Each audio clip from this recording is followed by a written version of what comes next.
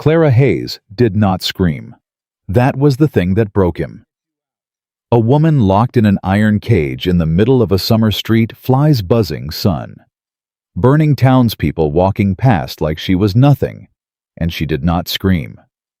She sat with her chin up and her hands folded, and her eyes fixed on something far away that nobody else could see. Ethan Cole reined his horse to a stop and looked at her for a long moment. Then he dismounted. If this story moves you, subscribe and follow until the very last word, and drop your city in the comments below. I want to see how far this story travels. The summer of 1873 came to Harlan Creek the way drought always did, slow at first, then all at once. The creek that gave the town its name had shrunk to a muddy trickle by June.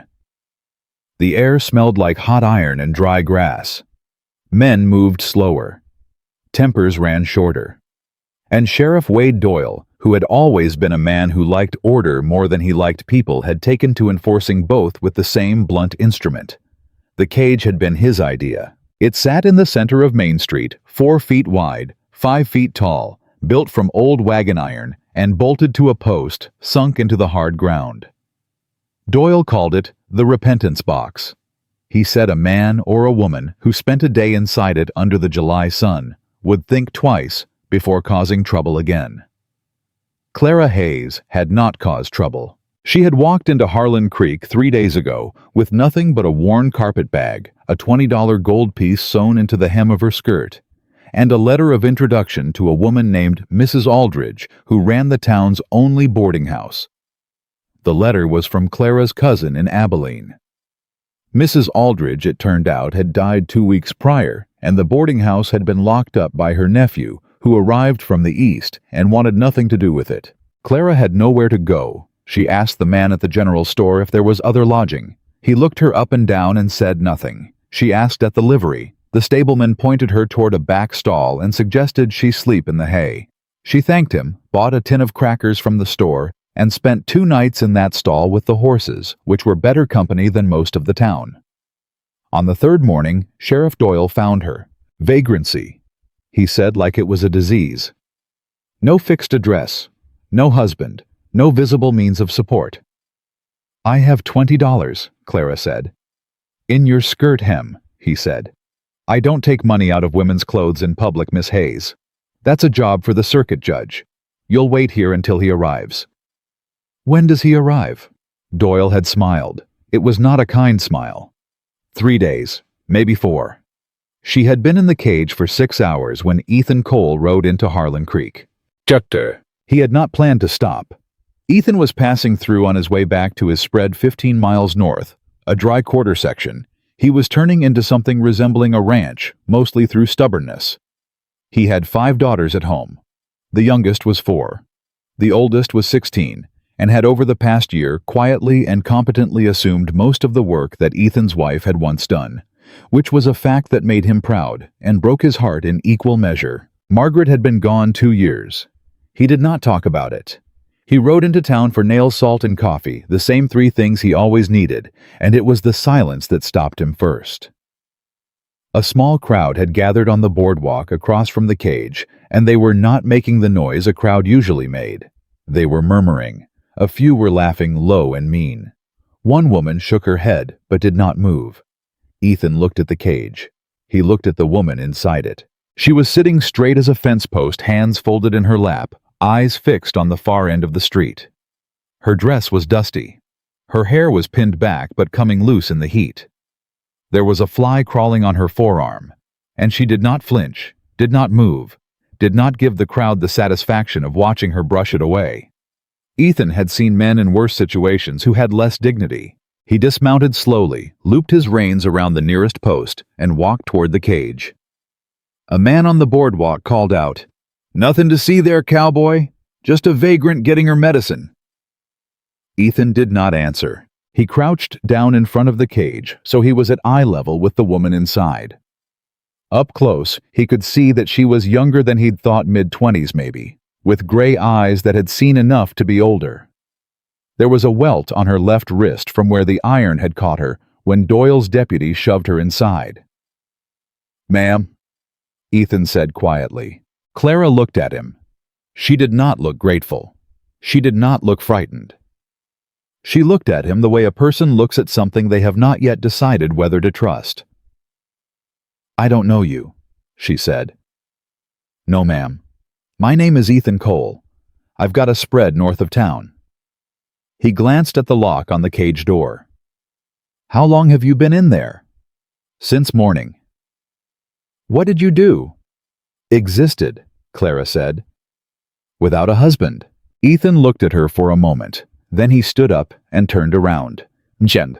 Sheriff Doyle was on the boardwalk in front of his office chair, tilted back watching with his arms folded. He was a broad man with a thick gray mustache and the particular kind of authority that comes from never having been seriously challenged. He had been watching Ethan Cole since the man dismounted. He knew the type. Big, quiet, that permanent look of a man who decided certain things about how the world ought to work. Doyle had dealt with his kind before. "Cole," he said by way of greeting. Ethan stepped up onto the boardwalk. "Doyle! Just passing through?" "I was." Ethan nodded back toward the cage. "What's she in for?" "Vagrancy. No address, no guardian, no means." "She said she has $20. Doyle raised an eyebrow. "She told you that fast work?" He smiled. "Don't let a pretty face make you stupid, Cole. Woman drifts into town alone, no ties, no name. Anyone knows that's a problem waiting to happen. I'm keeping her until the circuit judge comes through." "When's that?" "Few days. She'll die in that cage in few days," Ethan said. It was not dramatic. It was a statement of fact. The temperature had been pushing 110 since noon. There was no shade over the cage. There was no water that Ethan could see. Doyle unfolded his arms. "That's a strong word." "It's an accurate one." Ethan looked at him steadily. "Let her out, Wade." The crowd on the boardwalk had gone quiet. A few men had drifted closer. Doyle noticed. He stood up. "You got no authority here, Cole." "I'm not claiming authority," Ethan said. "I'm asking a man to do the decent thing. She's not a criminal. She's a woman without a place to sleep. Lock up your criminals. Let her go. And if I don't, then I'll ride to Fort Duncan and have a conversation with Major Hess about how Harlan Creek treats civilians, and you'll have federal eyes on your operation for the next 6 months. Ethan's voice was flat and even. "Or, you can let her go. I'll post a bond for her good behavior, and you can tell everyone you handled it. Your choice." The silence stretched. Doyle's jaw tightened. A deputy, young nervous, looked between them. "Sheriff," the deputy said. Doyle looked at Clara in the cage. He looked at Ethan. He looked at the crowd that was watching all of this with great attention. $20 bond, Doyle said at last. "She leaves with you. She causes any trouble in this county, it comes back on you." "Understood," Ethan said. He reached into his coat and produced a double eagle without counting it twice. Clara did not thank him when the deputy unlocked the cage. She stood, took a moment to find her legs. 6 hours in that crouch had done damage, and reached for her carpet bag, which had been left in the dirt beside the post. The deputy did not move to help her. Ethan stepped forward and picked it up. "I can carry my own bag," Clara said. "I know you can," he said. He held it out to her. She took it, studied him for a moment with those gray eyes. "Why?" she asked. "Why what? Why did you do that? You don't know me. You're not obligated." Ethan glanced back at the cage, then at the crowd still watching from the boardwalk, then at her. "Because nobody else was going to," he said. Clara looked at the crowd too, at the women who had watched and said nothing, at the men who had laughed. "No," she said quietly. They weren't. She straightened her back, smoothed the front of her dress with one hand, and looked him directly in the eye. "I don't have anywhere to go, Mr. Cole. The boarding house is shut. I have $20, which apparently is not enough to make me a real person in this town." "You can stay at my place," Ethan said. Clara went still. "I have 5 daughters," he said quickly. "Oldest is 16. I'm not, it isn't—" He stopped, started again. My wife passed 2 years ago. House needs a second pair of hands. I'll pay you fair wages and you'll have your own room. When you're ready to move on, you move on." She looked at him for a long time. "You barely know my name," she said. "Clara Hayes," Ethan said. "You told me. You remembered." "I remember things that matter," he said, simply, like it was nothing. Clara was quiet for another moment. Behind her, she heard one of the men on the boardwalk mutter something to his neighbor. She heard laughter low and ugly. "All right, Mr. Cole," she said. "I'll go." The ride north was mostly silent. Clara sat on the wagon seat beside Ethan and watched the country open up around her. The scrub flats, the dry creek beds, the occasional cluster of live oak trying to hold the ground together under a sky that had turned the color of brass. It was brutally hot, and there was no wind. After a while, Ethan said, "You're not from Texas." "Missouri," Clara said. "Springfield.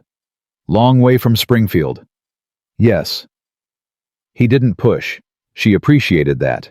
They rode another mile before she said, "My father died in March. The house was his. His brother wanted it.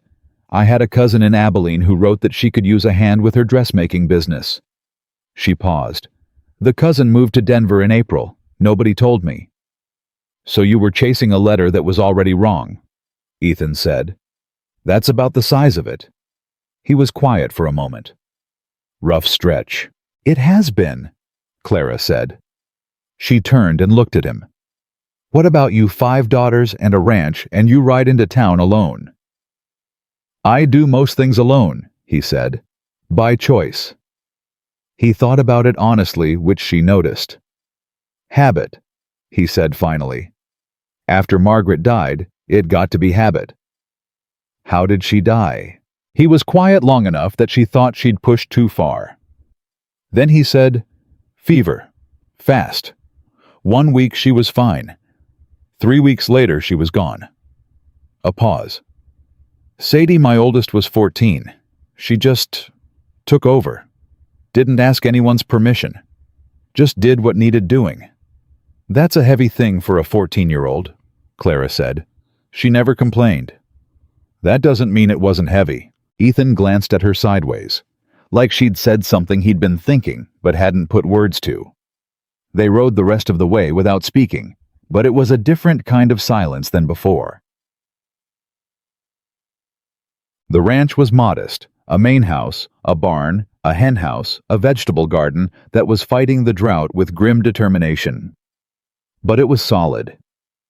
Everything that was supposed to be standing was standing, and the small details, a swept porch, clean curtains in the windows, flowers someone had planted in a tin can by the door, made it feel like a place that was loved.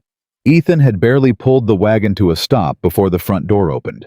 A girl appeared, 16, with her father's dark eyes and her mother's cheekbones, and an expression that mixed caution and assessment in equal parts. Behind her, pressed close together, were 4 younger faces ranging from maybe 12 to 4, all staring. "Girls," Ethan said, climbing down from the wagon. "This is Miss Clara Hayes. She's going to be staying with us for a spell and helping run things." The 16-year-old looked at Clara. Her eyes did a quick inventory, the dusty dress, the carpet bag, the welt on Clara's wrist. "I'm Sadie," she said. "Did somebody hurt you?" Clara blinked. "I'm all right." "That's not what I asked," Sadie said. Ethan made a sound that might have been the beginning of a reprimand. Clara held up a hand. "The sheriff in town had me in a holding cage," she said directly. "Your father got me out. I'm fine. A little worse for the heat." Sadie looked at her father. Something passed between them, some compressed wordless conversation that Clara could not fully read. Then Sadie stepped back from the doorway. "Come inside," she said. "I'll get you water. Millie, go draw from the well." The smallest girl, Millie, 4 years old, with 2 braids and a gap where her front teeth used to be spun, and ran. Clara stepped onto the porch. She stopped at the threshold and turned back to look at Ethan, who was unhitching the horse. "Mr. Cole," she said. He looked up. "Thank you," she said. "I mean it." Ethan nodded once. Then he went back to work. That first night, Clara sat at the table in the kitchen while the girls moved around her with the efficient choreography of a household that had long since learned to function without fuss. Sadie cooked. The second girl, Ruth 11, set the table. The twins Bess and Nell, who Clara would later learn were 8, argued quietly over whose turn it was to bring in firewood and were both wrong. Millie sat beside Clara and stared at her with 4-year-old directness. "Do you have children?" Millie asked. "No," Clara said. "Why not be Millie?" Sadie said from the stove. "It's all right," Clara said. She looked at Millie. "I'm not married." Millie absorbed this. "Papa's not married either, not anymore." "Millie," Sadie said again with more authority this time. Millie looked at her plate. Clara looked at the table and did not smile, though it was close. Ethan came in from the barn, washed at the basin, and sat at the head of the table. Grace was brief. The meal was beans and cornbread and something Sadie called stew that was mostly turnips, but nobody complained. Clara ate everything on her plate. After dinner, Ethan said, "You'll have the sewing room. It's not large, but it's got a window." "It's fine," Clara said. "Sadie will show you where things are." "I will," Sadie said. She was watching Clara with the same careful assessment she'd used at the door. Not hostile. Analytical. Later, when the younger girls were in bed and Ethan had gone out to check the horses, Sadie came to the sewing room doorway. Clara was sitting on the edge of the narrow bed, working the knot out of her hair. "He doesn't bring people here," Sadie said. "I gathered that. He doesn't talk to people much, or ask for help, or accept it." Sadie leaned in the doorway. "He paid your bond before he even knew if you'd accept the offer." Clara looked up. "I know," Sadie said, "because he told me the amount when he came in and he told me the rest later. He doesn't always explain himself, but he explained that." Clara was quiet for a moment. "Why are you telling me this?" Sadie looked at her steadily. "Because I want you to know that what he did today wasn't small," she said. "And I want to know if you understand that." Clara met the girl's eyes, 16 years old and carrying something ancient in her gaze. "I understand it," Clara said. Sadie nodded. She straightened up. "Good night, Miss Hayes." "Good night, Sadie." Bed. In the dark, after the house had gone quiet, Clara lay on the narrow bed and looked at the ceiling and listened to the land outside, the dry wind, the insects, the occasional low sound of a horse shifting in the barn. She had not been safe in a very long time. She was not entirely sure she was safe now. But the mattress was real, and the roof was solid, and somewhere down the hall, a 4-year-old was sleeping with her mouth open and her braids coming undone, and that felt, for reasons Clara couldn't entirely name, like proof that the world had not entirely broken. She thought about Wade Doyle and his cage, and his casual, efficient cruelty. The kind of cruelty that doesn't think of itself as cruelty at all, that wraps itself in the language of law and order and calls it justice. She thought about the women on the boardwalk who had watched and said nothing. She thought about a man crouching in front of an iron cage in the middle of a July street at eye level with a woman he didn't know asking her name like it mattered. Clara turned on her side and closed her eyes. She did not know yet that a man named Silas Grant had been watching the whole scene from the far end of Main Street, watching Ethan Cole post the bond, watching Clara climb into the wagon, watching them ride north together. She did not know that Silas Grant knew her name before she ever arrived in Harlan Creek. She did not know that the $20 gold piece in her skirt hem was not the only thing she was carrying, that there was something else, something Silas believed was his by right, something worth far more than $20 and far more dangerous than a cage. She only knew that she was alive. For now, that was enough. She had been at the Cole Ranch for 4 days before she understood that trust out here was not given. It was built the way a stone fence is built, one piece at a time, with calloused hands and no shortcuts. The morning of the 5th day, Clara was up before the sun. She had learned quickly that the ranch ran on a schedule that did not negotiate. The chickens needed feeding before Millie woke up, or Millie would try to do it herself and end up chasing them across the yard in her nightgown, which had happened twice already, and which Ethan bore with a patience that Clara found quietly remarkable. The bread needed to be started before the heat made the kitchen unbearable. The water needed hauling before Sadie got to it, because Sadie had been hauling water for 2 years, and Clara had decided with a stubbornness she recognized as her own that she was going to carry that weight now. She was at the well when she heard footsteps on the porch. She looked up. Ethan was standing there with 2 cups of coffee watching her. "You don't have to do that before breakfast," he said. "I know," Clara said. She hauled the bucket up over the lip and set it down. "But it needs doing." He came down the porch steps and held out a cup. She took it. They stood there in the early dark, the air not yet cruel, a thin line of orange beginning to show at the edge of the flat land. "You sleep all right?" he asked. "Well enough." She looked at him over the rim of the cup. "You didn't." He glanced at her sideways. "What makes you say that?" "You were in the barn at 2 in the morning. I heard you." A beat of silence. "The roan's been favoring her left foreleg. I wanted to check her." "Is she all right?" "She'll be fine." He drank his coffee. "You wake up easy." "I always have," Clara said. "My mother used to say I was born listening for trouble." "Were you right to be?" Clara looked out at the flat horizon. "Often enough," she said. Ethan nodded like that was an answer he understood in his bones, and they finished their coffee without another word, and somehow that was enough. It was Ruth who cracked first. Ruth was 11, quiet in the way that quiet children are not, because they have nothing to say, but because they have decided the world doesn't always deserve it. She observed Clara with the same forensic patience she applied to everything, and for 4 days she had offered nothing more than monosyllables and careful distance. On the 5th afternoon, Clara was at the kitchen table, hemming one of Millie's dresses. The child had grown 2 inches since spring, and every hem in the house needed letting down, when Ruth sat down across from her, without being asked, and picked up a sock that needed darning. Clara did not comment on this. She kept her eyes on her needle. After a while, Ruth said, "Mama used to hum when she sewed." "What did she hum?" Clara asked. Ruth thought about it. "I don't remember the name. Something from church. She didn't always know the words, so she just hummed." Clara nodded. "My mother did the same thing.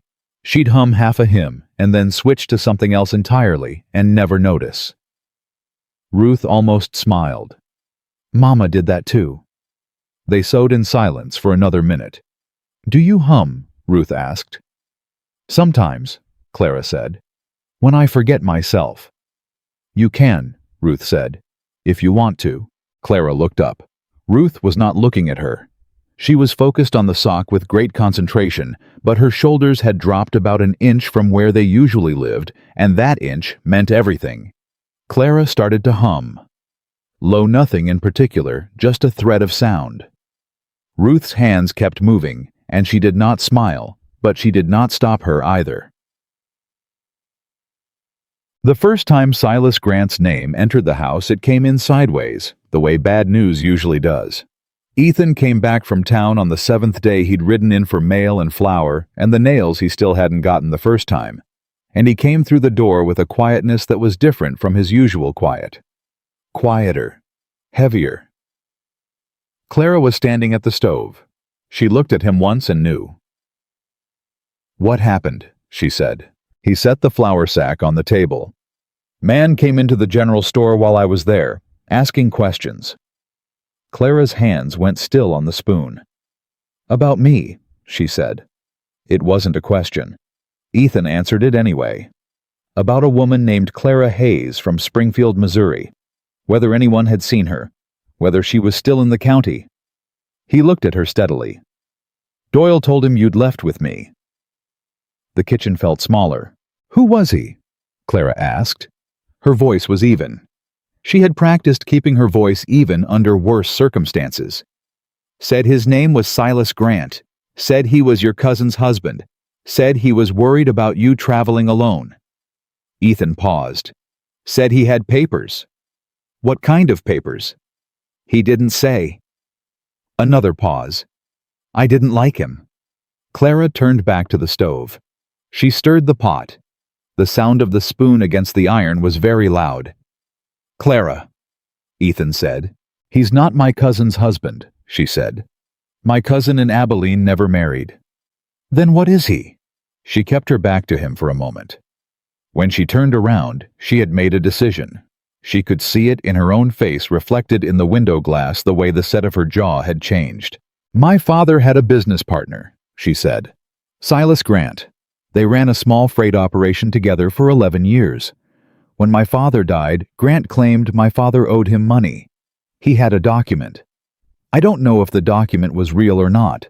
My father's brother, the one who took the house, he agreed with Grant and signed things over." She stopped. "I left before I found out exactly what he signed." "So he might have a legal claim on something." "He might believe he does," Clara said. "That's not always the same thing." Ethan was quiet for a long moment. "Are you in danger from this man?"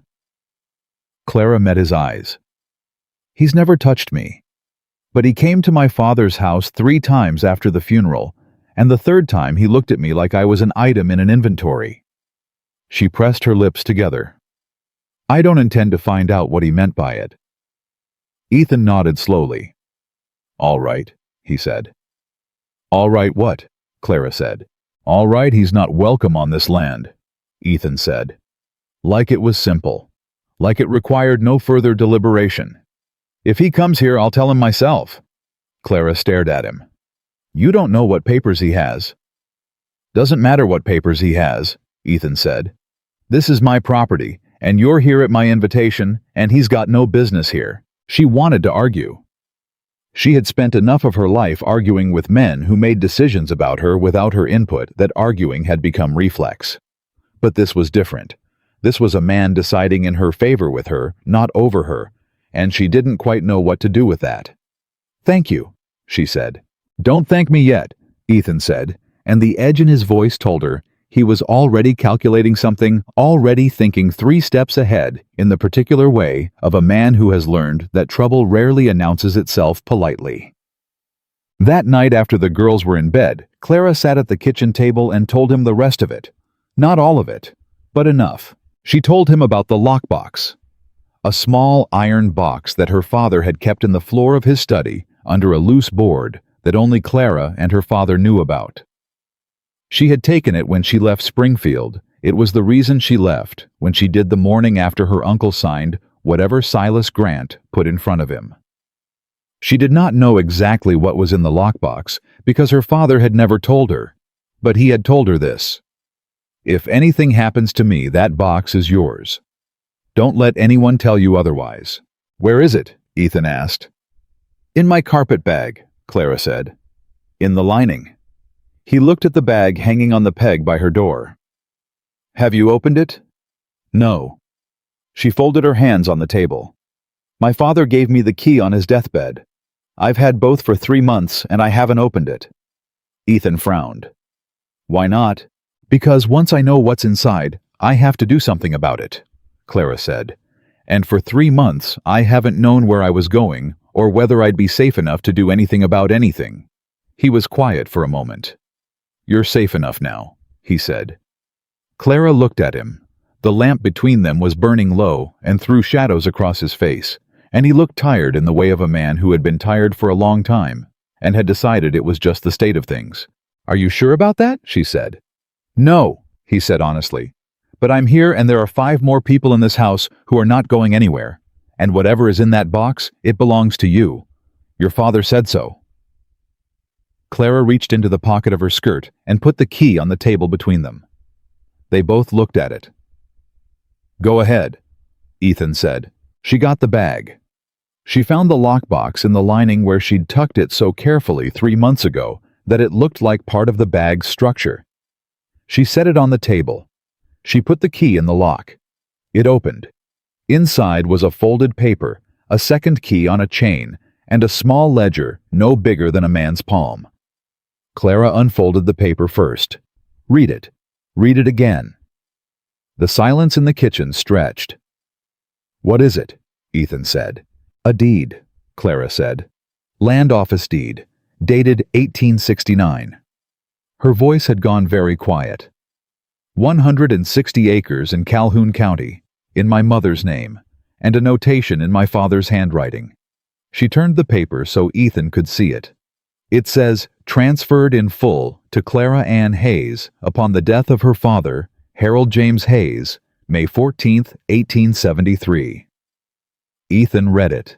He read it twice. That's legal, he said. That's a registered deed. That's yours. And if Silas Grant has a document claiming my father owed him money, Clara said. He can't collect on land that was transferred before the debt, Ethan said. His voice had changed. Not harder exactly, but more deliberate. If this deed is dated 1869 and your father died in May, Clara, he can't touch this. Unless he can prove the deed is fraudulent, she said. Can he? I don't know what he can prove, she said. I only know what my father told me, and he told me this box was mine. They sat with that for a moment. What's the second key? Ethan asked. Clara looked at it on its chain. Small brass worn smooth. She didn't know. There was no note with it, no marking, nothing. I don't know yet, she said. Ethan looked at the ledger. She opened it. Her father's handwriting, small and precise, filling the pages and columns, dates, names, amounts. Transactions going back 10 years. And on the last page, underlined twice in different ink, darker, newer, a single name. Silas Grant. And beside it, a number. Not what Grant claimed her father owed him. What her father claimed Grant owed him. The amounts were not close. Grant's version was $400. Her father's version, documented across 6 years of entries, was over $2,000. Clara closed the ledger. Her hands were not quite steady. He's not collecting a debt, she said. He's running from one. Ethan sent word to a lawyer in San Antonio the next morning. A man named Calhoun, no relation to the county, who had done fair work for a neighbor 2 years back, and who Ethan had filed away as the kind of man you kept the name of just in case. Just in case had arrived. Clara did not argue about the lawyer. That surprised her a little, the not arguing. She had spent enough years in a household where every decision required negotiation and justification, and the quiet, exhausting work of convincing men that her ideas were valid. Ethan consulted her. He told her what he planned to do and why. He asked if she had objections. When she offered 2 corrections to his letter, he made them without comment because they were right, and he was not the kind of man who needed to be the only one in the room with a good idea. They were at the table together, Clara holding the page, Ethan writing, when Sadie came to the doorway and watched them for a moment. Clara felt the girl's eyes and looked up. Sadie's face was doing something careful, something that was not quite a smile and not quite grief. She looked at the two of them at the table, papers spread between them, shoulders close working, and she looked away fast and went back to whatever she'd been doing. Clara stared at the doorway for a moment. She's all right, Ethan said quietly, not looking up from the letter. I know, Clara said. She wasn't sure either of them was talking about Sadie. Silas Grant came to the ranch on a Wednesday. He did not come alone. Clara was in the garden. The drought had been brutal, and the tomatoes were suffering. But she'd been hauling extra water every morning, and they were at least alive when she heard horses. She straightened up, shielded her eyes. 2 riders, coming up the main track at a pace that was not hurried and not casual. The pace of men who had decided something and were arriving to confirm it. She recognized Silas Grant, even at distance, though she'd only seen him 4 times in her life. He was the kind of man who left an impression not because of size or looks, but because of the quality of attention he paid to everything around him. Like a man doing a constant inventory, taking stock. The other man was broader, younger, with the look of someone accustomed to physical persuasion. Clara set down her water bucket and walked to the front of the house, and she was standing on the porch when Ethan came out of the barn behind her. He had heard the horses too. Grant pulled his horse to a stop 10 yards from the porch. He took off his hat and held it against his chest in a gesture that mimicked courtesy without containing any. "Miss Hayes," he said, "I have been looking for you." "I know," Clara said. "I'd like to have a conversation." "We're having one," Clara said. "Say what you came to say."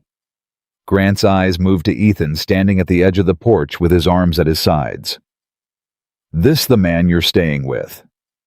"Mr. Cole," Ethan said. "This is my property. You're addressing my employee. You can direct your business to me. Your employee." Grant's mouth shifted into something that wasn't quite a smile. "That's one way to put it." He looked back at Clara. "Your father's estate has outstanding obligations, Miss Hayes. I'm here to discuss how you intend to honor them." "My father's estate has outstanding obligations to me," Clara said, "as documented in a ledger my father kept for 6 years. You are aware of that ledger, Mr. Grant?" Grant went still. It was only for a second. But Clara had been watching his face, and she saw it, the flicker, the recalculation. "I don't know what ledger you're referring to," he said smoothly. "You know exactly what ledger I'm referring to," Clara said. "And so by now does a lawyer in San Antonio." The second man shifted in his saddle. Grant replaced his hat on his head slowly.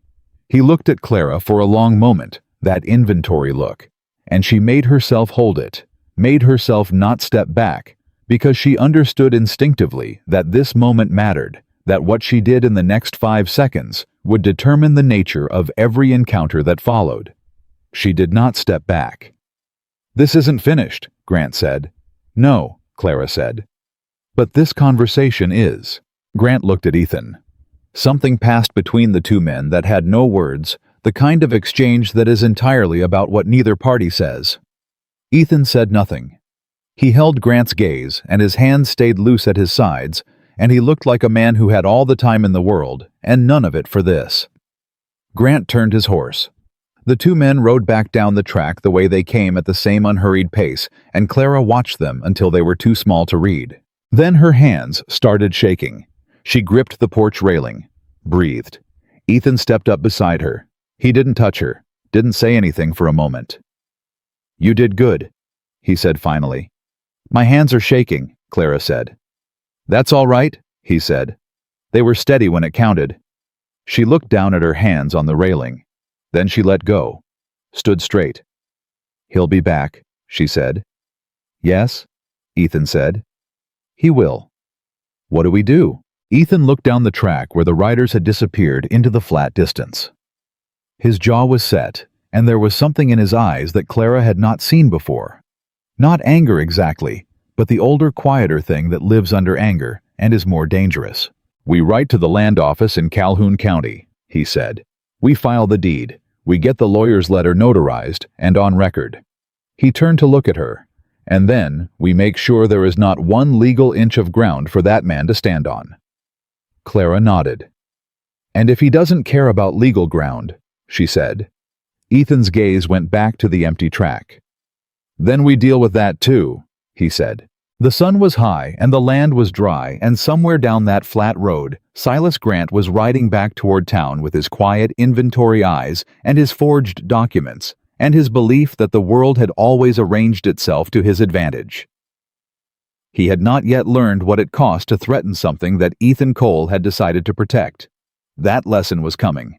Clara stood on the porch with her steady hands and her father's ledger in the house behind her, and the deed filed, almost filed, and for the first time in months, she felt something that was not quite hope, but was the shape of the ground hope is built on. She did not know about the letter that had arrived that morning from Springfield, a letter from her uncle forwarded through 3 towns, finally reaching Harlan Creek, the same day Silas Grant had been asking questions at the general store. She did not know what the letter said because Doyle had held it for her, and whether he intended to give it to her or to Grant was not yet clear. She did not know that the second key, the small brass one on the chain, fit a safety deposit box in the First Merchant Bank of San Antonio, and that the box contained a document that would change everything she thought she understood about her father's death. She only knew that Grant had looked at her like she was something to be collected, and she had looked back at him like she was not. That for this day was enough. But the day was not done, and neither was Silas Grant. The letter from Springfield arrived on a Thursday. Doyle sent it out with his deputy, a young man named Reeves, who had the decency to look embarrassed about most of what his employer asked him to do. He rode up to the coal ranch in the late afternoon and handed the envelope to Clara on the porch without meeting her eyes, and he was back on his horse and moving before she'd finished reading the address written on the front. Her uncle's handwriting. She recognized it the way you recognize a smell that has never meant anything good. Ethan was in the barn. Sadie was at the stove. The younger girls were somewhere behind the house, audible by sound, if not by sight, and the ordinary noise of the ranch going about its business surrounded her as she stood on the porch and held the envelope and did not open it. Sadie came to the door, saw her face, dried her hands on her apron without a word, and went back inside. Clara opened the letter. It was short, 4 sentences. Her uncle's handwriting was cramped and efficient, like the man himself. Silas Grant has filed a claim against your father's estate in Springfield Probate Court. The claim includes all movable assets and any transferred property dated within 2 years of your father's death. You are named as a party in the dispute. I advise you to come home and resolve this properly. Clara read it twice. Then she folded it along its original creases and put it in her pocket and walked to the barn. Ethan was repairing a harness. He looked up when she came in. She handed him the letter without speaking. He read it. His face did not change, which she had come to understand was not blankness. It was the specific stillness of a man processing something and refusing to react until he understood it fully. 2 years, he said. The deed is from 1869, Clara said. That's 4 years before my father died. Grant can argue the transfer was fraudulent. He can argue my father was already in financial trouble in 69 and transferred the land to protect it from creditors. Can he prove that? He doesn't have to prove it entirely, Clara said. He just has to create enough doubt that a probate judge rules in his favor. Ethan set the harness down. The ledger shows what my father believed he was owed, Clara said. But a ledger written by one party is not a court document. Grant's lawyers will argue it's self-serving. Then we need something else, Ethan said. Yes, Clara said. We do. She reached into her pocket again. Not for the letter this time, for the small brass key on its chain. She had been thinking about it since the night she opened the lockbox. She had been thinking about it every morning when she put on her dress and felt it against her palm. She had not said what she was thinking, because thinking it required believing her father had been careful enough, deliberate enough, and frightened enough to do what she now suspected he had done. The bank in San Antonio, she said. That key fits something there. My father visited San Antonio twice in the last year of his life. I know because he told me when he left, though he never told me why. You think there's a document in a deposit box, Ethan said. I think my father knew Grant was dangerous before I did, Clara said. I think he was building a case, and I think when he got sick, when he knew he wasn't going to make it through, he sent me this key instead of telling me because he couldn't risk Grant finding out what he'd done. Ethan was quiet for a long moment. San Antonio is 3 days' ride, he said. I know. I can't leave the girls for 3 days. I know that too, Clara said. I wasn't asking you to. He looked at her. You're not going alone. I went from Springfield to Abilene to Harlan Creek alone, Clara said. I'm not incapable of... That's not what I said, Ethan said. I said you're not going alone. There's a difference between incapable and unprotected, and right now Silas Grant knows where you are and knows what you have, and he is not a man who waits politely for the legal process. The frankness of it stopped her. She wanted to argue. The argument was right there, rehearsed from years of necessity. But he was not wrong, and she was tired of arguing for the sake of principle when the principle in question could get her killed. Then what do we do? She said. We send word to Calhoun first, he said. The lawyer. We tell him about the probate filing. We ask him to look into the San Antonio bank directly, whether a Harold James Hayes had a box there, whether it's still active. He paused. If it's active, you have the key. You're his named heir. They'll let you in. That takes time, Clara said. Yes, Ethan said. It does. Grant won't wait. No, Ethan said. He won't. They looked at each other in the dim warmth of the barn, and Clara felt the weight of the next few weeks settling over her like weather. The kind of weather that rolls in slow and then breaks fast and leaves everything changed. She was right about Grant not waiting. He came back 2 days later, and this time he came with a paper. Clara saw him from the kitchen window, saw the 3 horses, this time not 2, and her stomach dropped before she'd consciously registered why. 3 horses meant he'd added someone. The second man from before was there, and a third she didn't recognize, shorter and watchful, with the particular posture of a man who has done legal work and street work in equal measure. She went to the foot of the stairs. Sadie. Sadie appeared at the top of the landing. Take the girls to the back bedroom, Clara said.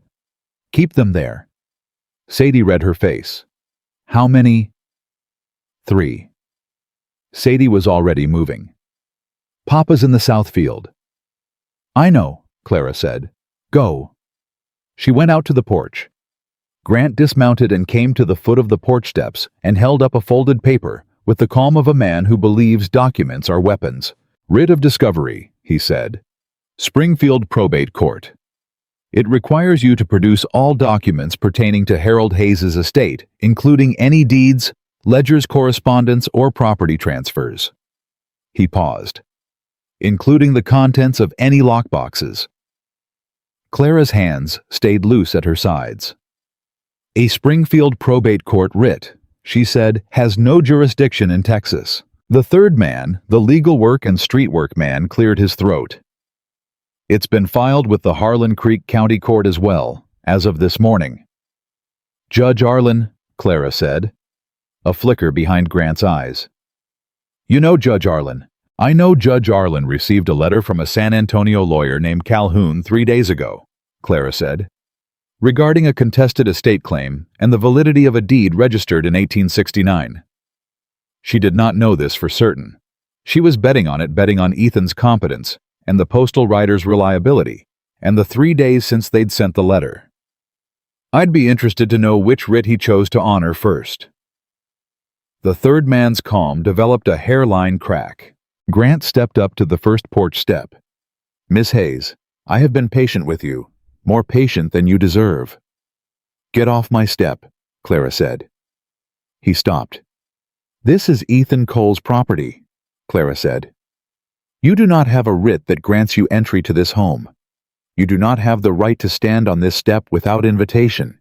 And if you take one more step, I will go inside and come back with the shotgun that Mr. Cole keeps behind the kitchen door, and I will not be aiming at the sky. The world went very still.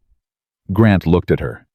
The inventory look, taking stock of whether she meant it. She meant it. She had never fired a shotgun in her life. That was not the point. Grant stepped back down. You're protecting something that isn't yours, he said. I'm protecting something that is entirely mine, Clara said. My father told me so. His documents confirm it, and a lawyer in San Antonio is in the process of making that confirmation a matter of legal record. She held Grant's gaze. You should go back to Springfield, Mr. Grant. Whatever you thought you were going to collect here isn't here.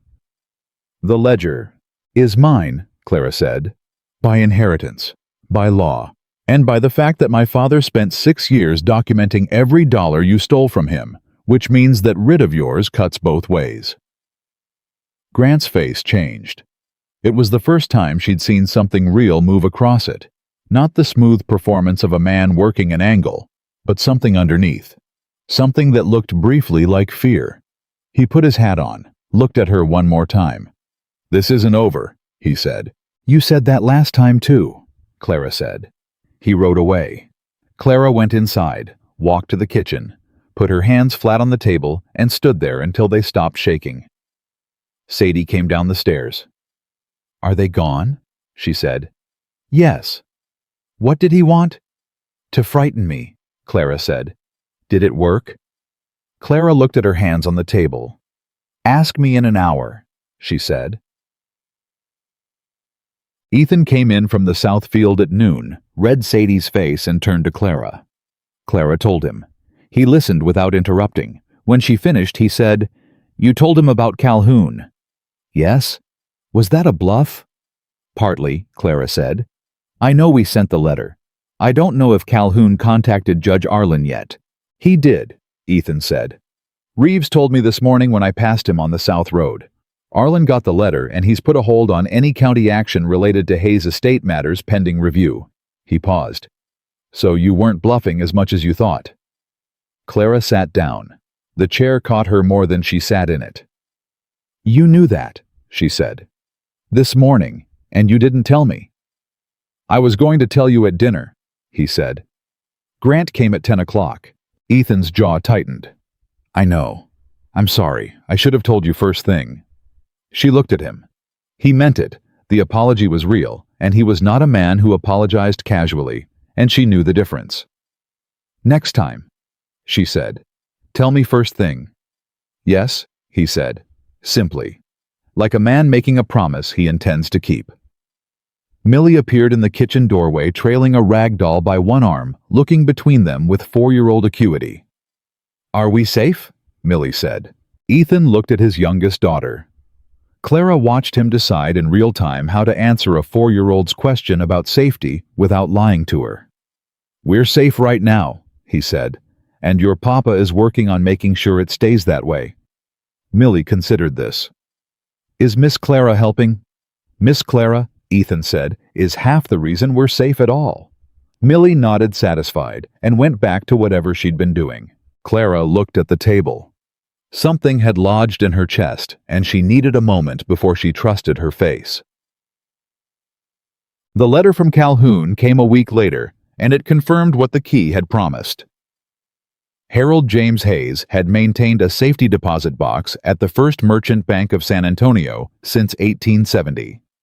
It was registered in his name and in Clara's name jointly, which meant she did not need a court order to access it. She needed only her identification and the key. Inside the box, according to Calhoun's contact at the bank, were documents. He did not know their content. He only knew they existed. "We have to go," Clara said. Ethan looked at the letter, then at her, then at the window. "Tom Aldridge can stay with the girls," he said. Tom Aldridge was a neighbor, a widower himself, whose wife had been a friend of Margaret's. He came by once a month and never needed explaining. 3 days there, 1 day at the bank, 3 days back, Clara said.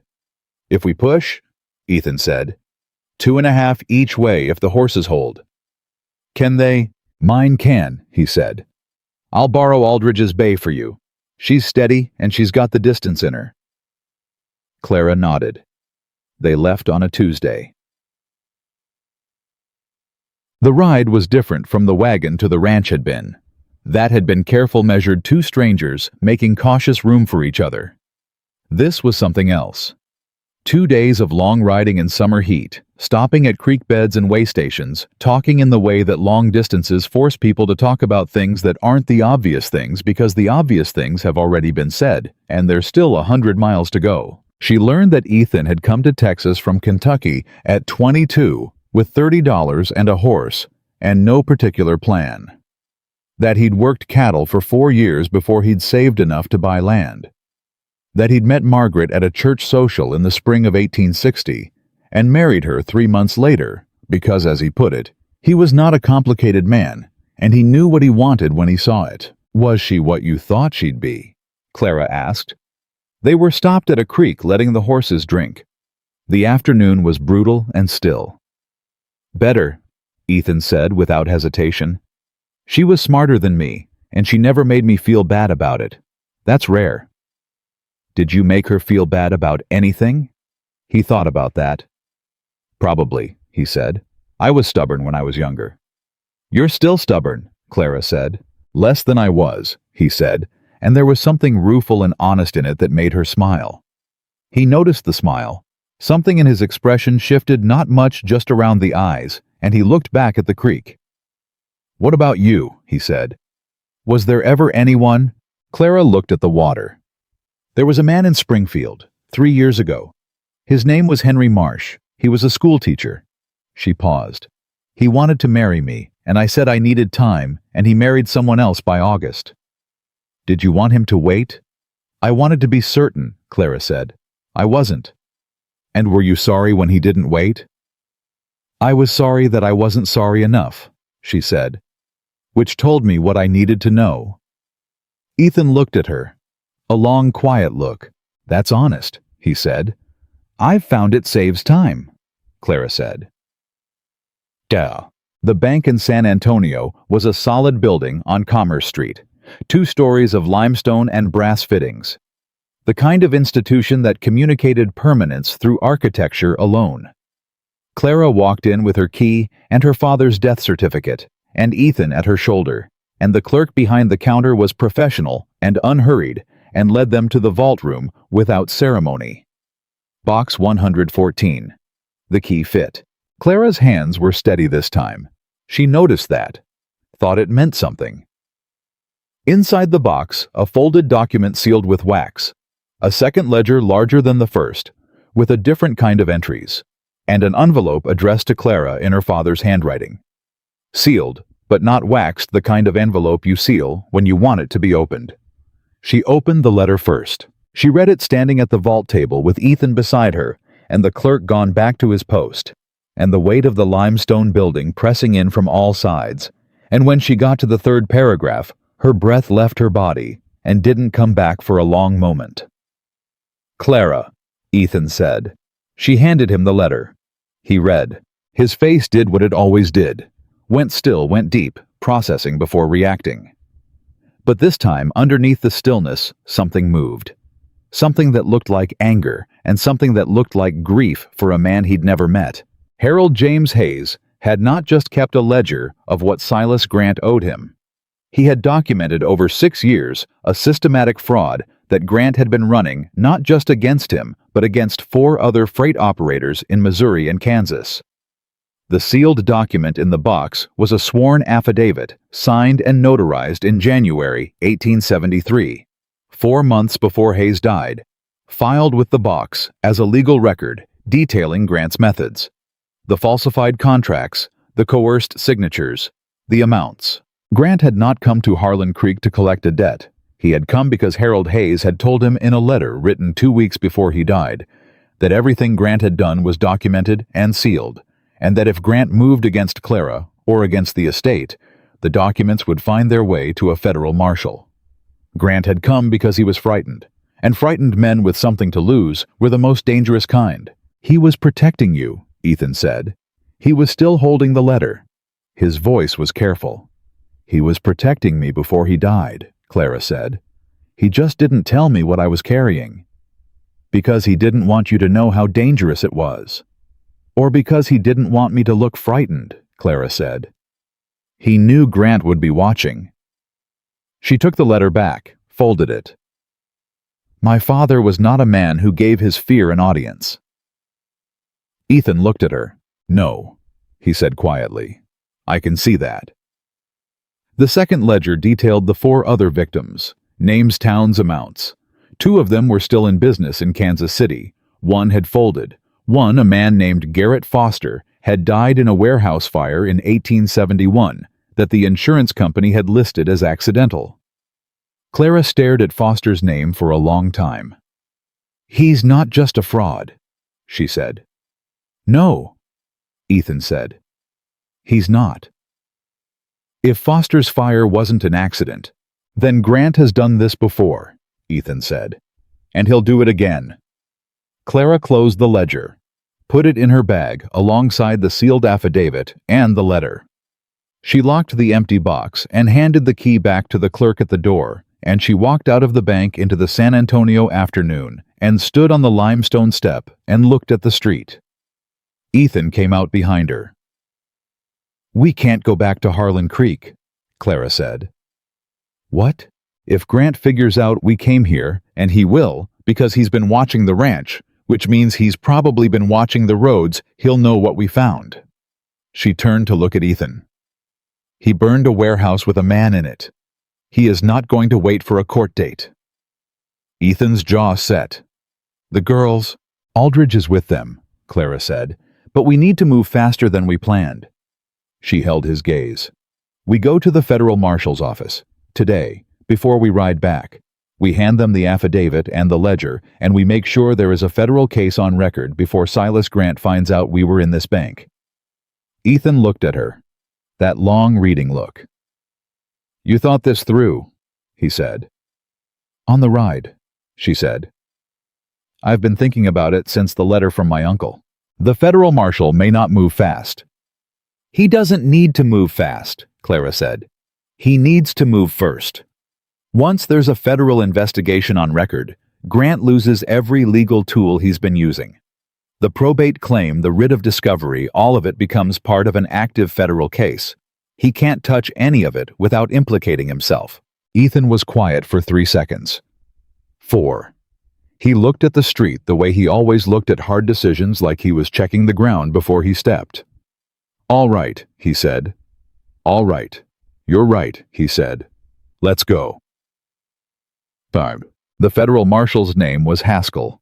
He was a lean man with a gray beard and the unhurried manner of someone who had seen enough urgency to know which kind was real. He listened to Clara for 20 minutes without interrupting.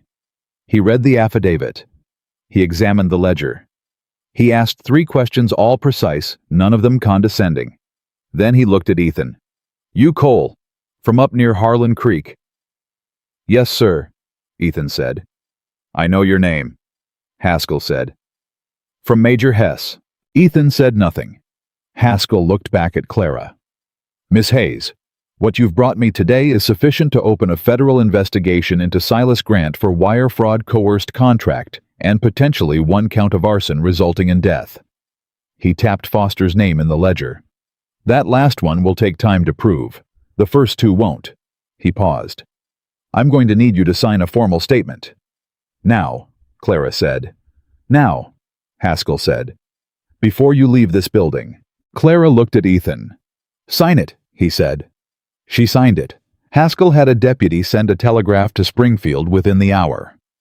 Grant's probate claim was frozen pending federal review. The writ of discovery was suspended. Every legal instrument Grant had filed in 2 states was suddenly stuck in the amber of a federal hold, and there was nothing he could do about it without making himself look exactly as guilty as he was. They were back on the road by 4 o'clock. Ethan rode with his eyes forward and his hand near his rifle, and Clara rode beside him with the documents in her saddlebag and her father's letter in her coat pocket close to her chest, and neither of them spoke for the first hour. Then Ethan said, Your father would be proud of you. Clara looked at the road ahead. Her throat tightened, and she pressed her lips together and did not answer immediately because she needed a moment. He was a careful man, she said finally. He planned all of this, and then he got sick and he couldn't finish it. Her voice was even, mostly. I finished it. Yes, Ethan said. You did. They rode. The sun went down slow and red the way it does in Texas in summer, painting everything the color of something ending. And Clara thought about her father in his study with his precise handwriting, building a case he knew he might not live to use. Building it for her, trusting that she would find it and understand it and do what needed doing. She had. But the road back was long, and somewhere between San Antonio and Harlan Creek, Silas Grant was riding too. And he had a brother. Clara did not know about the brother yet. But she would. Before this week was out, she would know everything about him, including the fact that, unlike Silas, who operated through documents and pressure and the slow machinery of law, the brother operated through fire. And the Cole Ranch, sitting dry and wooden under the summer sky, with 5 girls and 1 neighbor inside, was exactly the kind of thing a man like that looked at and saw as leverage. They made it back in 2.5 days. Ethan pushed the horses harder than he liked and said nothing about it, and Clara did not complain, and they rode with the kind of focused silence that belongs to people who understand that getting somewhere fast matters more than being comfortable about it. They were still 4 miles out when Ethan smelled it. He pulled his horse to a stop so suddenly that Clara's bay almost ran into him. She opened her mouth to ask. Then she smelled it too. Smoke. Not the clean smoke of a cook fire. The thick, oily wrong kind. Ethan was already moving. Clara followed at a dead run, and her heart was in her throat, and she was doing the arithmetic she didn't want to do. 2.5 days gone Aldridge with the girls, Grant's brother who operated through fire, and the arithmetic kept coming out to the same terrible answer. They crested the last rise, and Clara saw the barn. The barn was gone. What remained was the skeleton of it, black and still smoking the uprights, standing like burned fingers against the evening sky. The house was standing. The house was still standing, and there were people on the porch, and Clara's entire body dropped 2 inches in relief before she registered that one of the people on the porch was sitting down and another was kneeling beside him. Ethan hit the ground before his horse stopped moving. "Sadie!" he shouted. Sadie appeared in the doorway. She was covered in ash, and her voice was steady in the way that people's voices go steady when they have been scared past the point where shaking helps. "We're all right," she said immediately. "Papa, we're all right. Everyone is here." Ethan took the porch steps in one stride and put both hands on his daughter's face and looked at her like he was checking for damage he couldn't see. She let him. She put her hands over his wrists and held them there. "I mean it," she said. "Look, count us." He counted. Sadie. Ruth in the doorway behind her. The twins on the porch bench. Millie asleep, actually asleep in Ruth's arms, which was the most Millie thing that had ever happened. Tom Aldridge sitting on the top step, with a rag wrapped around his left hand, which was the someone kneeling that Clara had seen. Clara went to Aldridge, unwrapped the rag. The burn was bad palm and 2 fingers, but not catastrophic. "He needs a doctor," Clara said. "I told him that," Sadie said. "I'm fine," Aldridge said. "Old burns. I've had worse." "You've had worse doesn't mean you shouldn't see a doctor," Clara said. She rewrapped his hand firmly. "What happened?" Aldridge looked at Ethan. There was something in his face beyond pain, something heavy and deliberate. "Man came around midnight," he said. "Last night. One man alone came in from the south side where there's no line of sight from the house windows. I heard the horses go up. They always go up when someone's on the property, and I got my rifle and went to check." He stopped. "I was too late to stop it, but early enough to stop it from spreading. Got the horses out, got the water going. The girls, Sadie had them on the roof with the second bucket line before I could tell her to." Ethan looked at Sadie. "Mama showed me," Sadie said quietly. 2 years ago. She said if there was ever a fire, the roof was the first priority. So I remembered." Ethan made a sound that was not quite words. He pulled Sadie against him for one moment, brief and hard, and let go. "Did you see the man?" Clara asked Aldridge. "Enough of him," Aldridge said. "Shorter than Grant, broader, had a scar on his left jaw." He paused. "He was watching the house when I came out. He saw me and he didn't run right away, just watched. Then he rode south." "He wanted to see the damage," Clara said.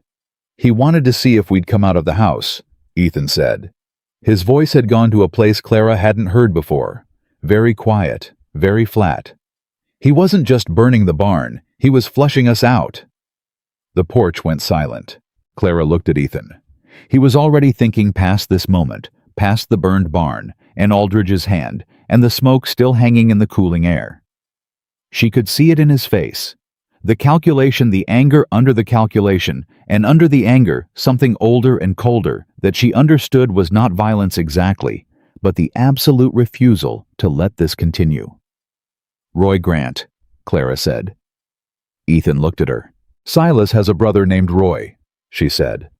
"I didn't know about him until the marshal mentioned him. Haskell said Roy had 2 prior arrests in Kansas, one for assault, one for arson. No convictions." She paused. "Silas uses the law. Roy uses everything else." "You knew about him and didn't tell me," Ethan said. "I found out the same moment you did," Clara said. "Haskell mentioned it when I was signing the statement. I was going to tell you on the road, but we were pushing hard, and I kept thinking we'd get back before—" She stopped. "I should have told you immediately. I'm sorry." He looked at her for a moment. Nodded once. Not absolution acknowledgement. They'd deal with the rest later. "I need to send a rider to Haskell," he said. "Tonight." "There's more," Clara said. She looked at Aldridge, at Sadie, at the girls listening from the doorway. She looked back at Ethan. "Not here. Inside." They sat at the kitchen table, the same table where she'd first told him about the lockbox, where they'd written the letter to Calhoun, where the ordinary business of the house got done. Clara laid it out clean and fast. The affidavit was filed. The federal investigation was open. Grant's legal tools were frozen, but Roy Grant was not operating through legal tools, and a federal investigation didn't stop a man with a match. Ethan listened. When she finished, he said, "Haskell needs to know Roy was here. That's attempted arson on a private residence with people inside. That's federal territory." "Yes," Clara said. "And Aldridge is a witness."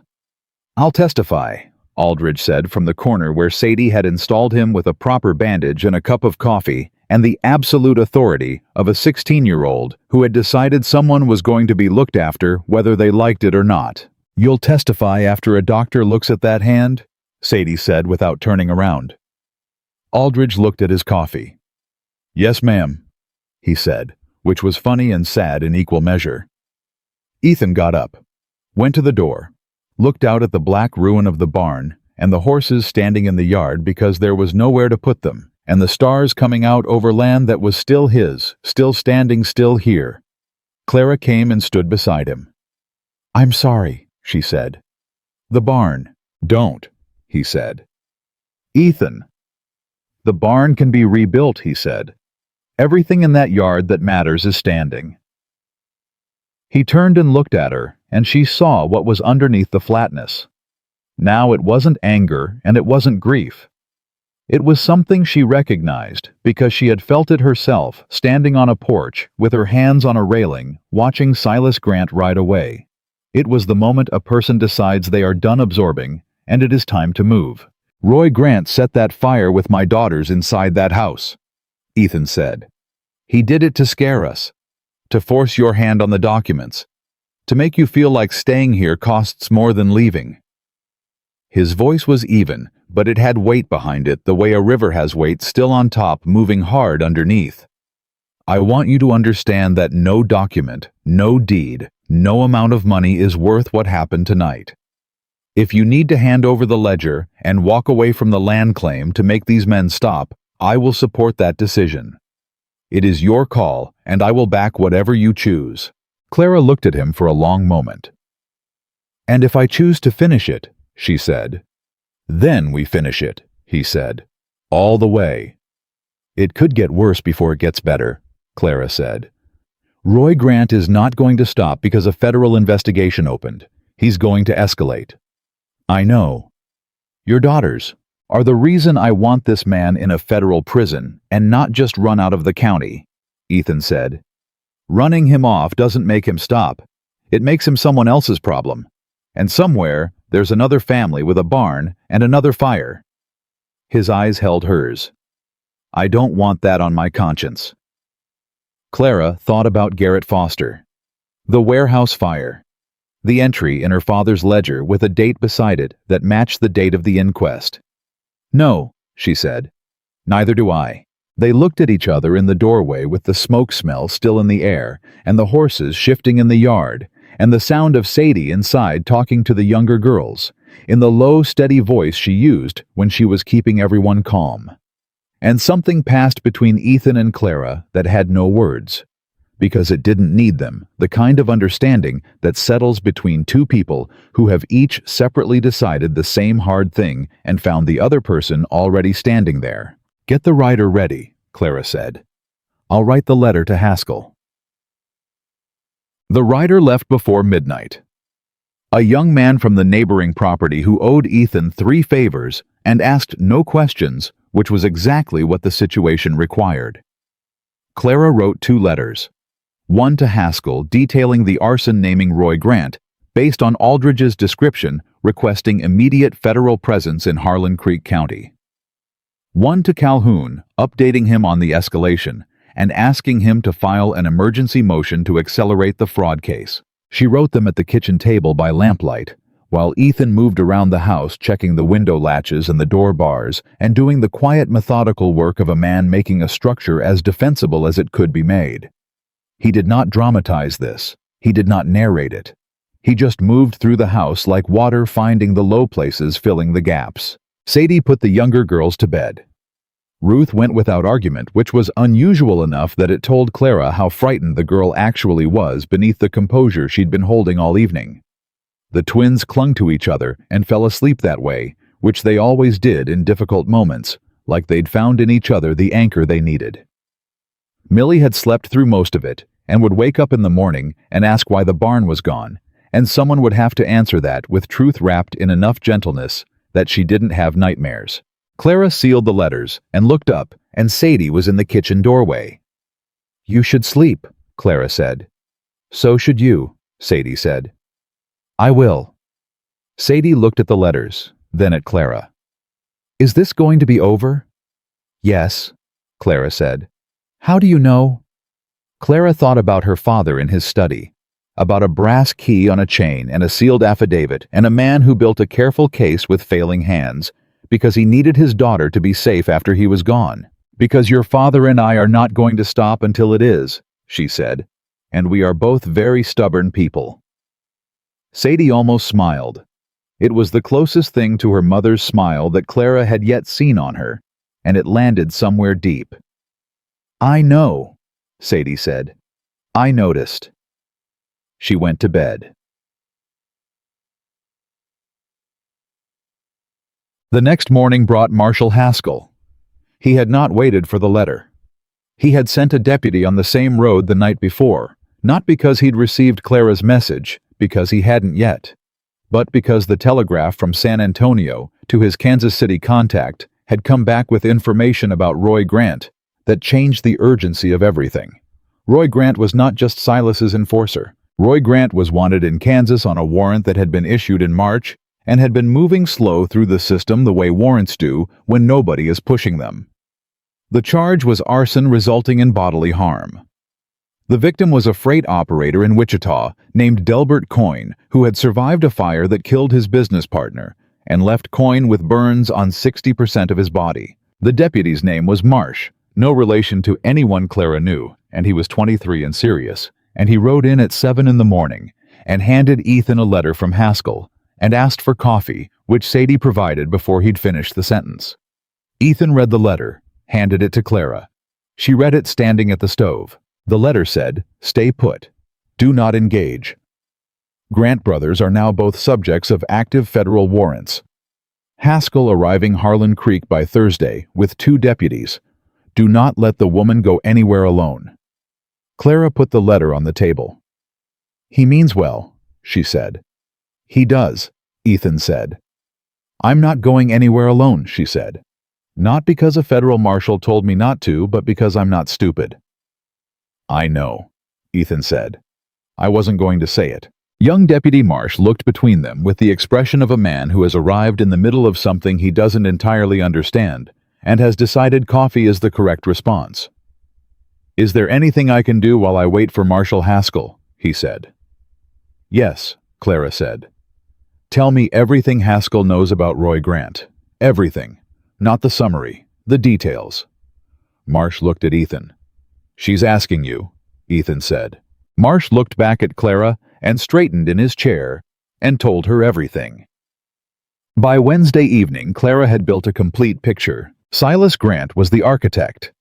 He identified targets, freight operators, small landowners, men who had assets and limited legal resources, and constructed the fraud with patience and documentation. Roy was the enforcement arm deployed when the legal pressure needed a physical underline. Together, they had operated across 4 states for nearly a decade, and the reason they had never been convicted was that the victims were scattered. The cases were filed in different jurisdictions, and no one had ever connected the ledgers, until Harold Hayes. Clara's father had recognized the pattern because he had survived a previous attempt, a coerced contract in 1867 that he'd managed to fight off through sheer stubbornness and a good local lawyer, and he had started keeping records from that day. When Grant came back in 1869, Hayes was ready. And when he got sick in the winter of 1872 and understood he was not going to recover, he had used the last coherent months of his life to build the most complete record anyone had ever assembled of Silas Grant's operation. He had not told Clara what he was doing. He had only told her where to find it, because telling her would have required telling her how much danger she was in, and he couldn't do that. He was her father. Clara sat with that for a long time. Ethan found her on the porch after dinner, looking at the stars, with her hands in her lap and her face doing something that wasn't quite grief but lived in the same neighborhood. He sat down beside her, left a decent distance between them, did not ask what she was thinking. After a while, she said, "He spent the last year of his life building a case to protect me, and I spent 3 months being angry that he didn't tell me how sick he was." "Those two things aren't in conflict," Ethan said. "I know that intellectually." "Doesn't help yet," he said. "No," she said. "It doesn't." They sat for a minute. "My father died," Ethan said, "when I was 12. Horse accident. Quick." He paused. "For a long time I was angry that he didn't teach me more before he went, that he didn't know he was going so he couldn't prepare me." A beat. "Took me years to understand that he taught me everything he had time to teach, and what I didn't know I had to figure out myself, and that's not a failure of either one of us. That's just how it goes sometimes." Clara turned and looked at him. "Your father taught you what he could," Ethan said. "And then he gave you what he'd built, and he trusted you to know what to do with it." He held her gaze. "You did know." Something in Clara's chest shifted. The tight thing that had been sitting there since San Antonio, since she'd read his letter at the vault table, moved and settled somewhere different, not gone but changed, like a weight redistributed. "I haven't cried yet," she said, "since he died. I've been moving too fast." "You can slow down here," Ethan said. She looked at him. "Can I?" "Yes," he said, simply. The way he said most things that mattered, without ornamentation, without qualification. Clara looked back at the stars. And then quietly, without drama, without apology, she cried. Ethan did not move away. He did not offer words. He sat beside her in the dark and let her, which was the right thing and the only thing. And she cried for her father and his careful handwriting, and the brass key on its chain, and the year he spent dying while building her a way out. And she cried for the 3 months of running, and the cage in Harlan Creek, and the women on the boardwalk who looked away, and when she was done, she pressed the back of her hand to her face and breathed. "Thank you," she said. Her voice was rough. "For what?" he said. "For sitting here." "Wasn't a hardship," he said. And that the plainness of it, the refusal to make a moment out of it, the simple human decency of a man who stayed undid something in her that had been wound tight for so long, she'd forgotten what it felt like to have it loosen. She did not love him yet. She knew that. She was honest enough to know the difference between gratitude and love, between need and choice. But she thought for the first time since she'd put the key in the lockbox and opened it in a San Antonio bank that she might stay here, not because she had nowhere else to go, but because staying was what she actually wanted. That was different. That was something new. She didn't say it. She stored it in the same place her father had stored his most important things, somewhere safe, somewhere that required a key, somewhere she could come back to when the immediate danger had passed and she had time to understand it properly. Thursday was coming. Haskell was coming. And somewhere between Harlan Creek and the Kansas border, Silas and Roy Grant were running out of road, though they did not know it yet, and men who do not know they are out of road are the most unpredictable kind. The porch was quiet. The girls were inside. The horses were in the yard because the barn was gone and would need to be rebuilt. Clara straightened her back and dried her face and looked at the dark land ahead. She was ready. Marshal Haskell rode in on Thursday morning with 2 deputies and a warrant and the particular efficiency of a man who has been doing this long enough to know that speed and paperwork in the right order are more effective than anything else. He came to the Cole Ranch first. Not the sheriff's office, not the county courthouse. The ranch. which told Clara something about how seriously he was taking the situation and something about what he thought of Wade Doyle's operation in Harlan Creek. Clara met him on the porch. Ethan stood beside her. Deputy Marsh, who had spent 2 nights on the Cole property eating Sadie's cooking and had developed an obvious and slightly embarrassing admiration for her competence, stood to the left. Haskell dismounted and looked at the burned ruin of the barn without commenting on it. Then he looked at Clara. "You all right?" he said. "Yes," Clara said. "The family is fine. Tom Aldridge saw the doctor in town yesterday. His hand will heal." "Good." Haskell stepped onto the porch. "I need to tell you where we are. Roy Grant was picked up at a way station 12 miles south of here yesterday evening. He's in federal custody as of last night." Clara felt the air change in her chest. "And Silas," Ethan said. "Still in Harlan Creek," Haskell said. "Staying at the hotel. He doesn't know about Roy yet because we kept it quiet, and I want to serve his warrant before he finds out and decides to run." He looked at Clara. "I need you to come with me to town, not for your safety, for the record. When I serve that warrant, I want you present as the primary complaining witness. I want Silas Grant to look at you when I read him the charges." Clara straightened. "Why?" she said. "Because men like Grant spend their whole careers making victims feel invisible," Haskell said. "The paperwork matters, the law matters, but there is something that happens when the person they underestimated is standing right there in front of them when it all comes down, and in my experience it matters to the case later. Juries respond to it." He paused. "And frankly, Miss Hayes, you've earned the right to be in that room." Clara looked at Ethan. "I'm coming with you," Ethan said. It was not a question. "Wouldn't have it any other way," Haskell said. Harlan Creek, on a Thursday morning, was its ordinary self.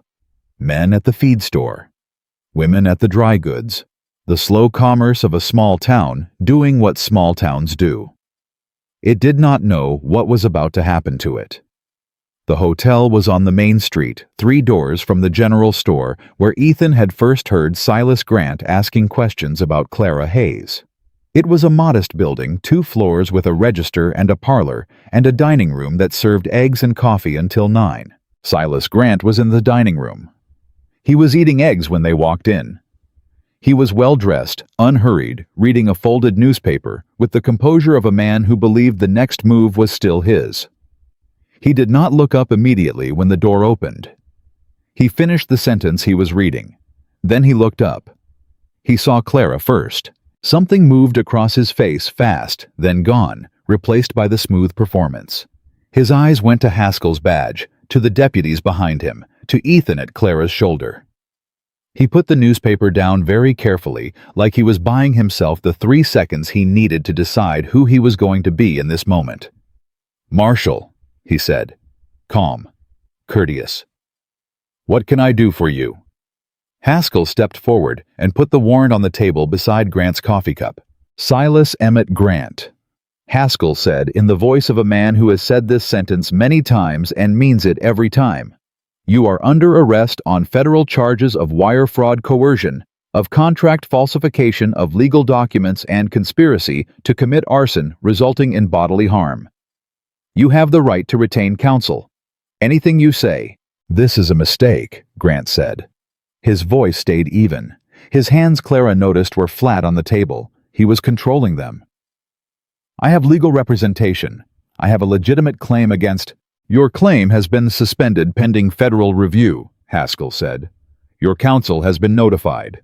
The notarized affidavit of Harold James Hayes, filed with this office on the 22nd of this month, has been entered into evidence. The ledger documenting 6 years of fraudulent transactions has been entered into evidence."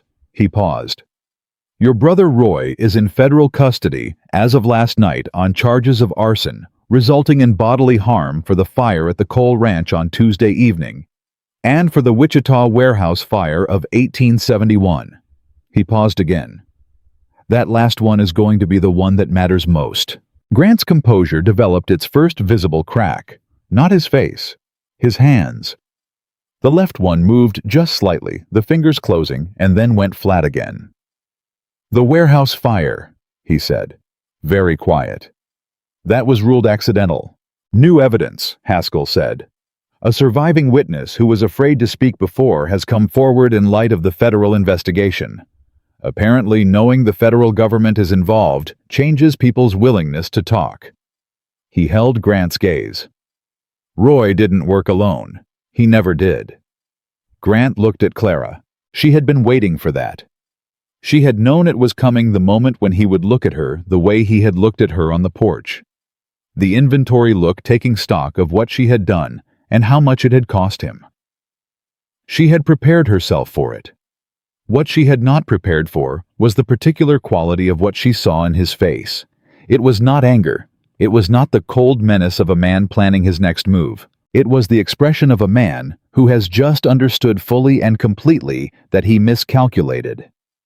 That the woman he had written off as an item in an inventory had in fact been the one thing he should have taken seriously. He had come to Harlan Creek believing Clara Hayes was her father's daughter, in the limited way that she had the box maybe and the key, but not the capability to understand what was in it or the courage to use it. He had been wrong about every part of that.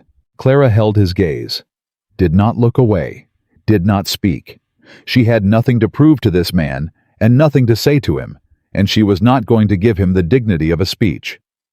After a long moment, Grant looked down at his coffee. "I'd like to contact my lawyer," he said. "You'll have that opportunity," Haskell said.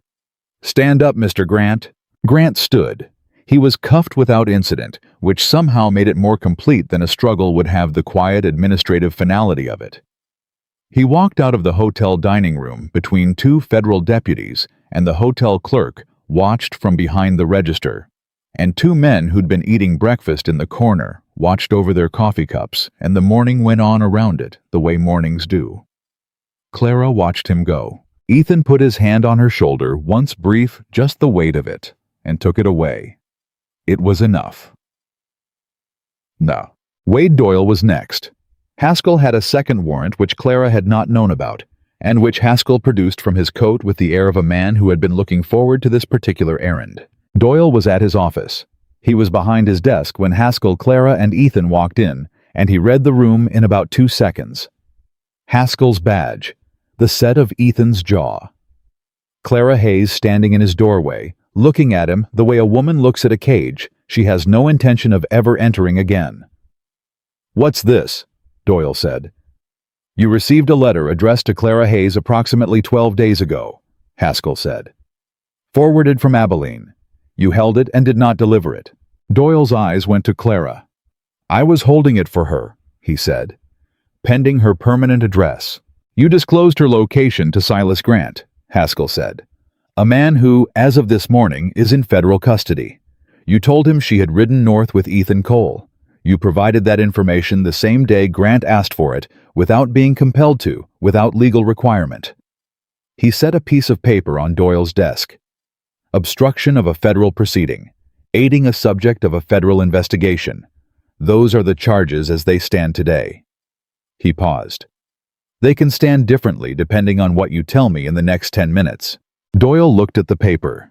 His face did what faces do when a man who has never seriously been held accountable for anything is suddenly and formally being held accountable, a series of rapid small adjustments, like a structure finding out it was built on bad ground. "I didn't know he was federal," Doyle said. "You knew he was looking for a woman you had recently released in exchange for a bond," Haskell said. "You knew she was living on private property with a man who had posted that bond. You provided her location. That's sufficient." Doyle looked at Clara. She said nothing. She had learned somewhere in the last 3 weeks that silence at the right moment was more devastating than anything words could do. Doyle looked back at Haskell. "What do you want?" "Your cooperation with the federal case," Haskell said. "A full accounting of every communication you had with Silas Grant. In writing notarized today."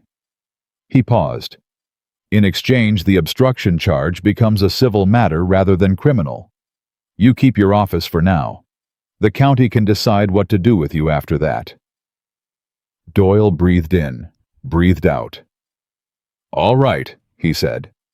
Clara turned and walked out. She was on the boardwalk outside when Ethan caught up with her.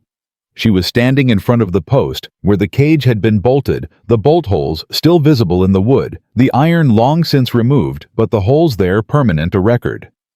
She looked at them. "It's done," Ethan said. "Most of it," Clara said. "The part that needed doing today," he said. "The rest is courts and time and Calhoun's paperwork." She looked at the bolt holes for another moment, then she turned away from them and did not look back. "The deed," she said.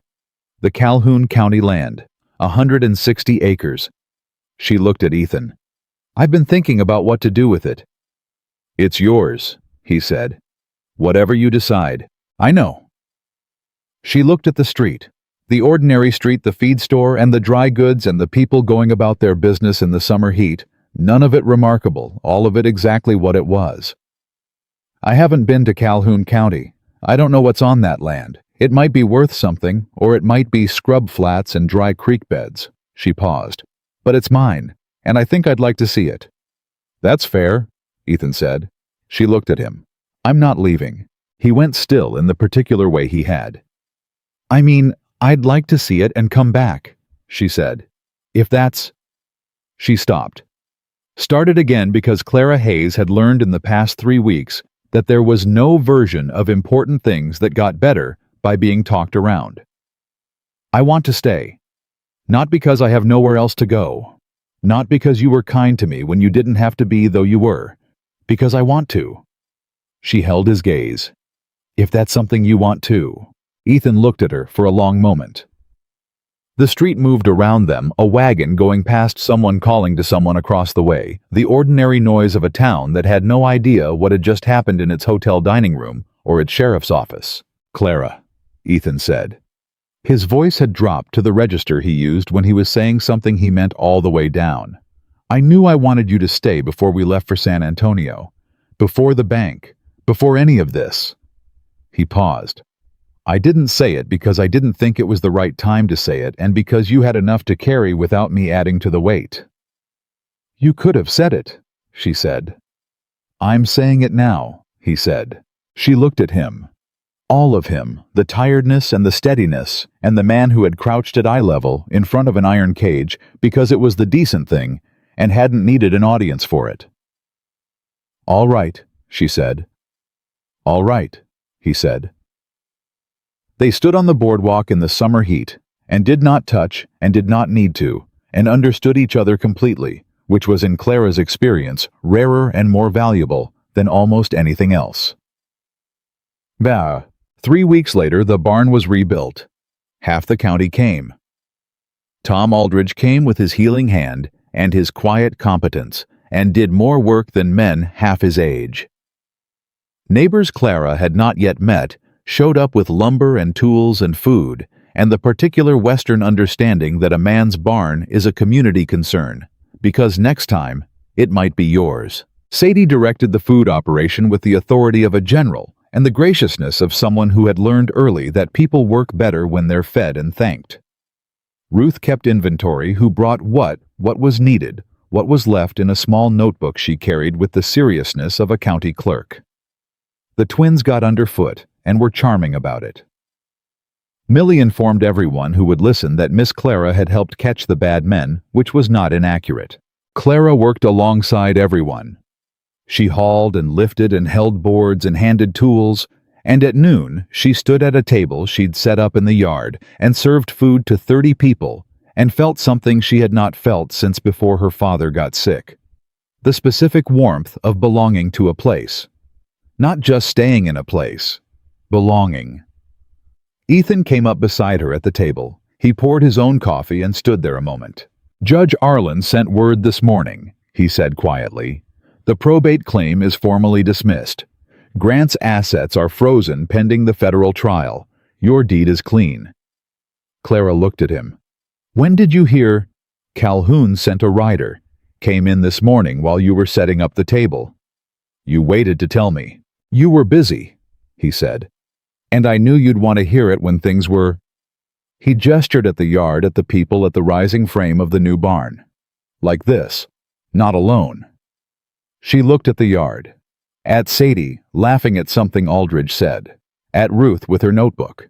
At Millie sitting on a fence post, demanding that a neighbor's dog perform tricks it did not know. "It's over," Clara said. "The legal part," Ethan said. "Yes. The rest of it." He looked at her. "The rest of it is just starting," he said, "not with drama, with the plainness of a man stating a fact he is completely comfortable with." Clara picked up her coffee cup, looked at the new barn going up beam by beam solid and straight on the same ground where the old one had burned. "My father would have liked you," she said. Ethan thought about that. "Careful man," he said. "Good judge of character." "He was," Clara said. "Both of those things." Millie appeared between them, grabbed Clara's hand with both of hers, and pulled. "Miss Clara, come see the dog," Millie announced. "He can almost sit." "Almost sit is impressive," Clara said. "It's very impressive," Millie confirmed. She let herself be pulled, and Ethan followed 2 steps behind, and the summer afternoon went on around them, the hammering and the laughter, and the smell of wood and food, and the dry Texas air, and the land that had been Harold Hayes's gift to his daughter lay registered and clean in the Calhoun County records, waiting for whatever Clara decided to build on it, and the Cole Ranch stood on its own ground, under a sky that asked nothing of anyone, except that they endure. Clara Hayes had endured. More than that, she had stood up in the middle of everything. Trying to knock her down had stood up with her father's careful documents and her own stubborn clarity, and a man beside her who understood that being decent was not a weakness, but the only kind of strength worth having, and she had seen it through to the end. She was not the woman who had walked into Harlan Creek with a carpet bag and a letter for a dead woman and nothing else. She was not the woman who had sat in an iron cage on a July street and fixed her eyes on the far end of town and refused to give the crowd the satisfaction of watching her break. She was what came after both of those women. She was what they had been building toward. Millie's dog almost sat. Clara laughed real and full, the kind of laugh that has nothing to perform and nobody to convince, and the sound of it carried across the yard, and Ethan heard it from where he stood and did not look away. That was how it began. Not with a declaration or a dramatic gesture or a perfectly chosen word. It began the way all true things begin, quietly in the middle of an ordinary afternoon, built on the foundation of everything that came before and everything that was still to come. Clara Hayes had come to Harlan Creek with nothing. She left with everything that mattered. Her name, her land, her father's truth made record, and the certain knowledge that she had chosen to stay, not because the cage had closed around her, but because she had opened the door herself and walked through it. That was hers. No one would ever take it from her again.